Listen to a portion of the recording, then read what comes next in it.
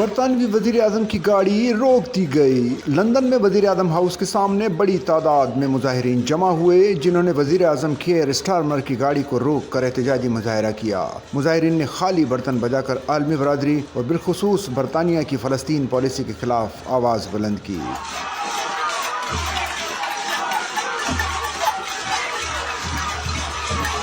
وزیر اعظم ہاؤس کے سامنے علامتی طور پر 1000 برتن رکھے جو ان فلسطینی شہداء کی یاد میں تھے جو غزہ میں امدادی سامان لینے کے دوران اسرائیلی حملوں میں شہید ہوئے۔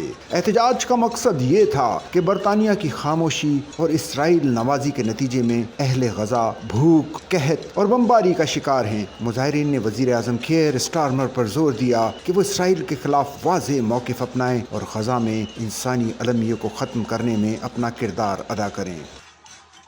سچل نیوز نیٹ ورک کی ویڈیوز میں خوش آمدید۔ ناظرین، ویڈیو سے متعلق اپنی قیمتی رائے کا اظہار کمنٹ باکس میں ضرور کریں اور چینل کو سبسکرائب کریں۔